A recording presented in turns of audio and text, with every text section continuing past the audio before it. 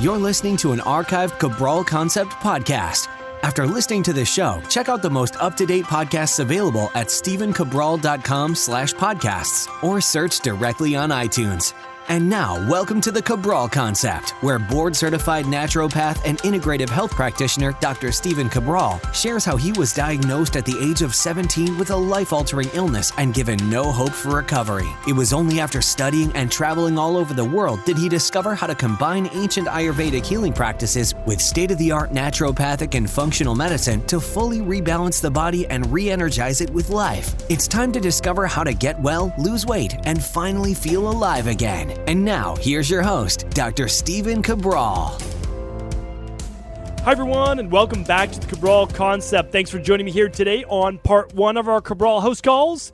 Can't wait to dive into this big spreadsheet full of questions that I have in front of me. Looking forward to getting right into those questions today. For those of you who might be new to the Cabral Concept and these house calls we do on the weekend, this is our opportunity to essentially reach out, try to talk with a lot of people in the community about their wellness, weight loss, anti-aging based issues that I might be able to provide some type of insight on, or at least show you my experience that I've worked with these particular type of people and this type of protocol has worked well for them. So I always try to give you that place to get started. I want you to understand that you always have an alternative, that there is a second way to look at things, oftentimes a fourth, fifth, eighth way of looking at things, and I don't always want you to have to just settle for what one doctor, one practitioner may tell you. So although I'm not providing you with medical advice over any of the podcasts, we're not diagnosing, treating, or curing any disease, what we're doing is showing you typically a much gentler and more natural-based approach at looking at the underlying root causes of why you are feeling the symptoms that you feel today. So looking forward to getting into our questions. Our first question is coming in from 917. That means if your question was written to me before September 17th, it was already answered on a previous house call. But if it was asked and written in after 917, it will be coming in the future. We are just about 5 or 6 weeks behind, so not too far behind in catching up on our questions from the community. All right, to read along with all of the questions today, just head on over to stephencabral.com/1359. stephencabral.com/1359. You can head on over there and you will get all of the questions, you'll get all of the links, all the good stuff right over at that webpage. Okay, first question is coming in from James. Hello, Dr. Cabral. I have a question regarding food intolerances. Can you explain how we get these? Are we born with them? Do we develop them later in life? Or only born with food allergies and intolerances are later developed? Also, can we cure all intolerances, or is it possible we may have some intolerances for life? Please explain in as much detail as possible if the science is out there. Thanks so much for your continued support, James. James, thank you very much for writing in. This is a question we actually answer in depth in the Integrative Health Practitioner course and certification. Always throwing that out there for people that want to take their own health knowledge to that next level, or potentially even begin to work with other health coaching clients out there. So James, there's a couple parts to this, and you're right. So a lot of people are born with what are called food allergies. Now, we don't want to mistake these for food sensitivities or intolerances, which are what we test for. So what we do is we send at-home lab tests to people all around the world to test their IgG food sensitivities. This means a latent response to a food sensitivity. That means you eat spinach, a healthy food, and the next day you might have brain fog. You might have a little bit of skin itchiness. You might have some headaches or other joint pain, whatever it might be. That's an IgG. That's 24 hours to 72 hours later, you had an inflammatory-based reaction from a food. And again, I've answered this before on previous house calls, but I'm happy to give you an answer today, and then you can go more in depth on previous shows. I've done whole shows on food sensitivity. And then allergies would be something like peanuts or strawberries that a child or person could be born with or begin to develop that allergy during their childhood. Adults don't typically develop an allergy that would be anaphylactic in nature. That would cause a shock to the system, a shutdown of breathing, a closing of the airway in the throat. So, but they can. It's not that they can't, but it's much more rare. So typically the allergies would be more inborn. There's multiple reasons for this. There's multiple thought processes. I'm not going to speculate today. What I can tell you is that a lot of people develop food intolerances and food sensitivities as a child and as an adult. And they get a lot of these because of increased intestinal permeability or leaky gut. And I invite you to look at our previous shows on that. As foods begin to move through the gut wall, or as your IgG or IgM cells begin to interact with foods in the gut, there can actually be what we call a triggering immune mechanism, which then looks at that food as a foreign body or antigen, as some type of pathogen in the body. Well, then it sets up an immune-based cascade event that goes after that food and causes an inflammatory reaction. But what we've done many, many times in our practice, we've seen many food sensitivities, and those can go away. So they absolutely can. Some may not. Again, some may not, but most do as you do the CBO protocol and as you begin to seal up your gut and really work on healing your gut. So, James, hopefully that helps. Michelle's up next. My 2-year-old daughter, turning 3, has a labial adhesion. This was found after we brought her in for stomach pain, which x-rays showed was severe constipation. Pediatrician's recommendation was resolving the adhesion with estrogen cream, applied twice daily. The x-ray confirmed the pain was caused by constipation. I'm not comfortable applying estrogen cream. Do you know of labial adhesions fixing themselves over time? Would you feel comfortable applying an estrogen cream to one of your own daughters? Thank you in particular for your dedication to helping normal folks like me understand more naturopathic ways of approaching medicine via your podcast. Michelle, thank you for writing in, and I'm happy to weigh in on this. I'm certainly not an expert on labial adhesions and pediatric-based care, but I can absolutely see where your doctor was coming from. So a lot of times when there's a labial adhesion, there's actually a block in vaginal fluids, there's a block in the actual urethra and urine being able to be excreted. So I understand, totally get where they're coming from, but you realize and you found out the pain was actually for constipation, not a backup or bacterial buildup in the bladder. So, here's the thing. Again, I'm not an expert in this, so keep doing your research. But from my understanding, a lot of labial adhesions, minor ones to moderate, clear up by puberty. So they clear up by typically before a girl is 8 years old or so, 9 years old. And I'm not saying puberty starts then, but it's typically cleared up as the child gets larger and grows. There are other ways, so you can use actually an oil, any type of lubricant that you prefer to actually remove or move the fold itself so that it's not always sticking together. And then the last part is, if you're going to use an estrogen cream, it would be for more severe cases, and typically there's no time frame, I don't believe. They just do it until it gets better. So worst case scenario, you could go to the estrogen cream. I do believe that most cases will resolve themselves based on the research.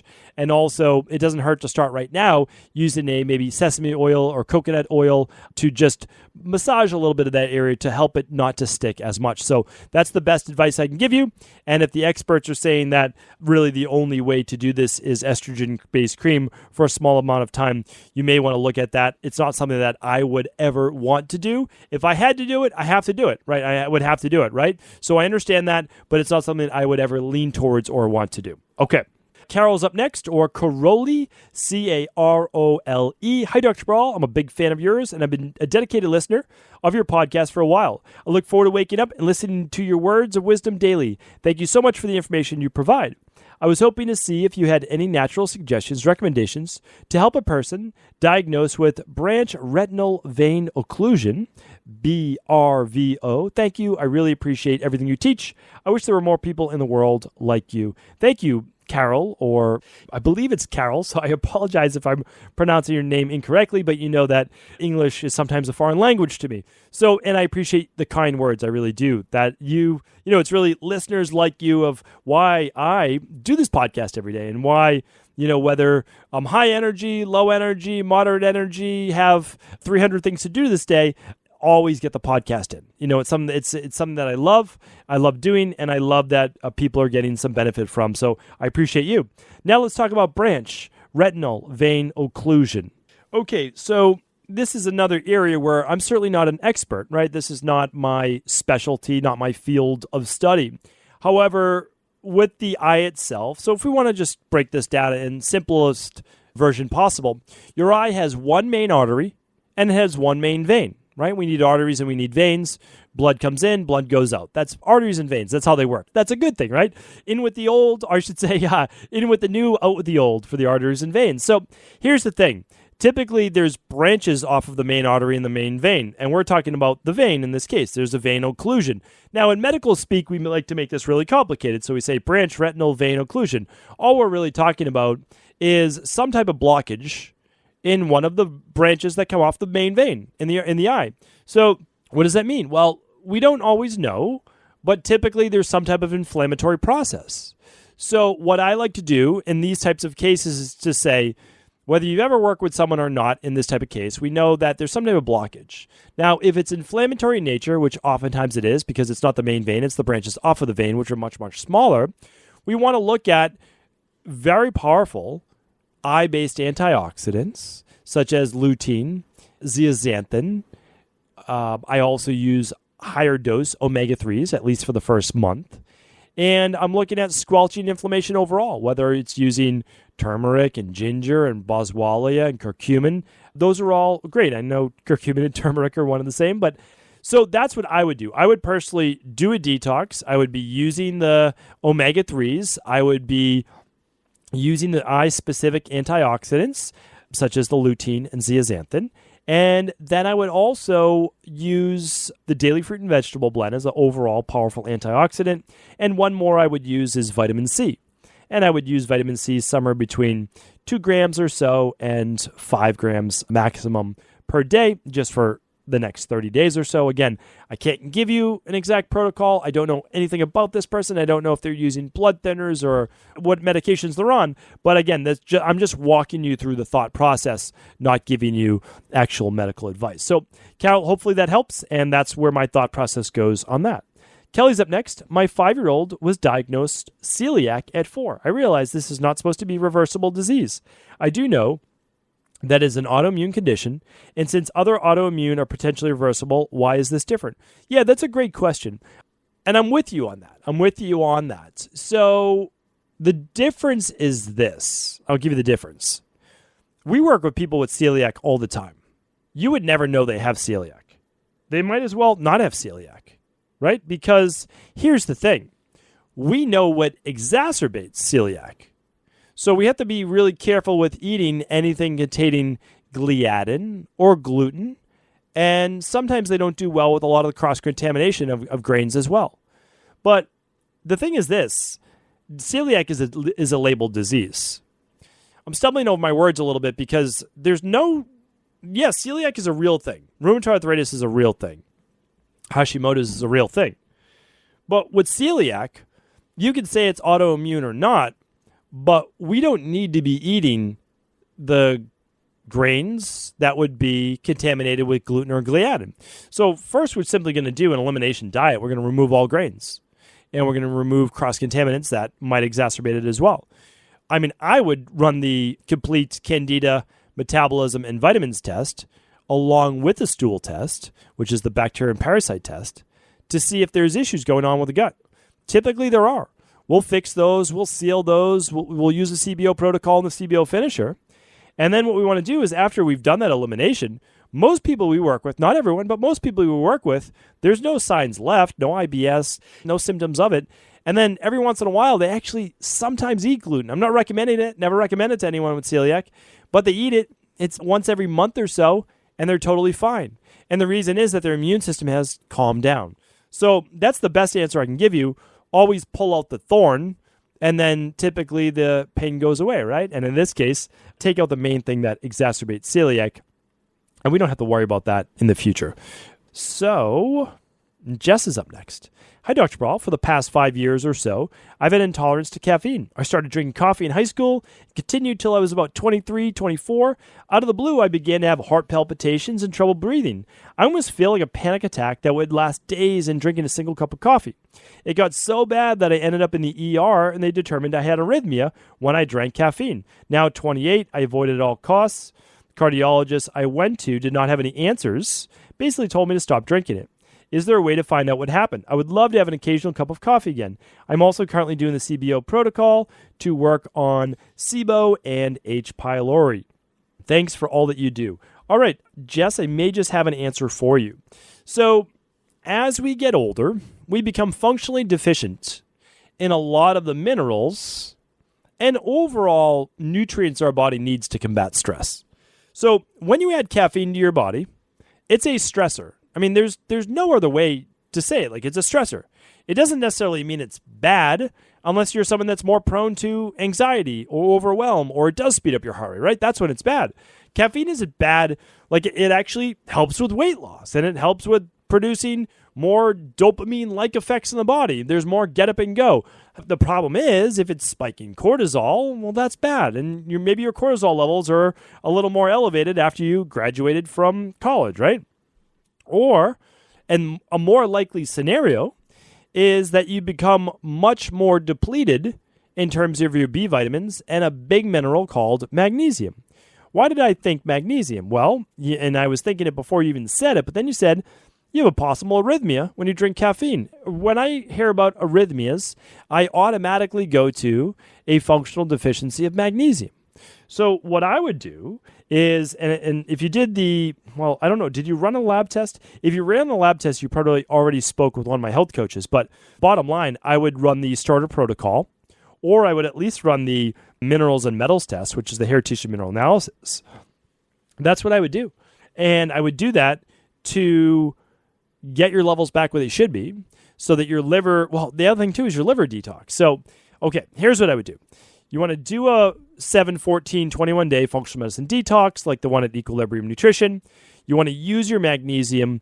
You want to use your adrenal soothe, the deep sleep protocol if you need it, calm overall anxiety, add maybe 1 capsule of the activated B complex to lunch, and then certainly do the daily foundational protocol in the morning. So again, can't diagnose, can't treat, right? I can't do that over a podcast, but certainly just from these 10 lines of information that I have, that is absolutely where I would be leaning. Jess, thank you for writing in. Daryl is up next. Hey, Dr. Cabral, during the phase of training where I would do a creatine overload, is it okay to add creatine to regular water? Himalayan sea salt and lime, drink first thing in the morning, or is it okay to add anything else to the drink? Example, collagen, glutamine, citrulline, etc. Or should it just be those 3 ingredients, lime, salt, water, and with the option of daily fruit and vegetable blend? Okay, really good question. So I know what you're talking about. Other people may have no idea what you're talking about. But when you do a creatine loading phase, you're typically doing 20 grams of creatine or so per day in 5 gram divided doses. You really don't need more than 5 grams of creatine at a time. Tough for absorption, probably not going to be able to be utilized as well.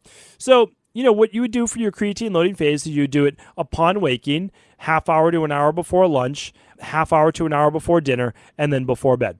I've done this a half dozen times to maybe a dozen times in my life. I haven't used creatine for many years, but it's simply because bodybuilding and building up my body and those types of things, I still work out, I still exercise. I like to be in shape, I really do, but I don't have as much of an interest in being bigger like I used to be. And that's, to each their own, believe me.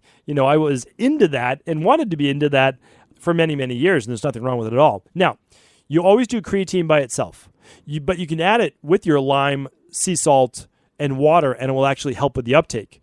You've heard about my previous shows. Creatine also gets a better uptake with some type of dextrose or sugar as well, but you might not want to use that, so it's totally up to you.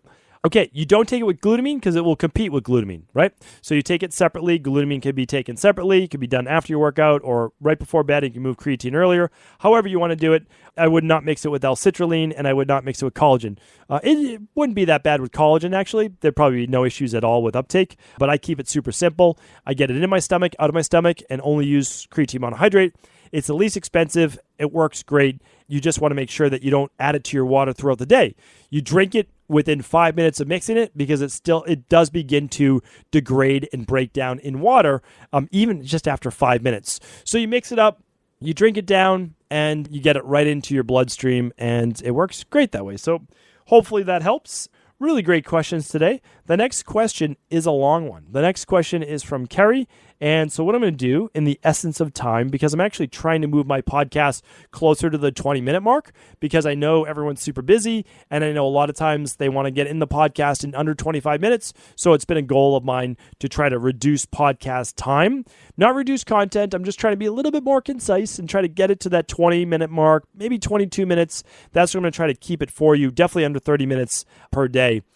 I believe that I think it will be more helpful. So I don't know if you do. I know we did a vote on this like 2 years ago and people wanted longer shows. But what I want people to do is listen to more shows rather than one longer show on a topic that they believe most suits them. Because to be honest, I think every show, like daily, can affect you at some point in your life or someone that you know and care for. So that's why I'd much prefer people listen to daily shorter shows than just the ones they think are most pertinent to them. So anyway, that's where we're moving towards it.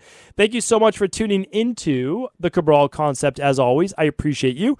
And if this was helpful, please do feel free to share it with anyone else you believe it could serve. Thank you so much. Take care. Have an amazing rest of the weekend. Did you know that the body really only becomes sick or imbalanced in only 2 ways? Over time, you become deficient in vital nutrients, and you also accumulate toxins internally and from the environment. As those nutrients diminish and you increase your total toxic load, your body then begins to show the first signs of dis-ease. It's actually quite predictable, and the good news is that if we know how you began to fill up that proverbial rain barrel, we also know how to empty it to begin the healing process. I was fortunate enough to learn this ancient healing process from my mentor after suffering from debilitating diseases for close to a decade. It was only when I began to implement these techniques did I finally overcome my illnesses and go on to live a life of energy and vitality that I now enjoy. I'd like to share with you now what I discovered after traveling all over the world and how to combine the best of ancient healing wisdom with state-of-the-art science. Allow me to teach you exactly how I've been able to help over 250,000 people to empty their rain barrel and begin to transform their body and lives into what they've always hoped they could be. To get your copy of the international bestseller, The Rain Barrel Effect, simply go to StephenCabral.com/rainbarrel.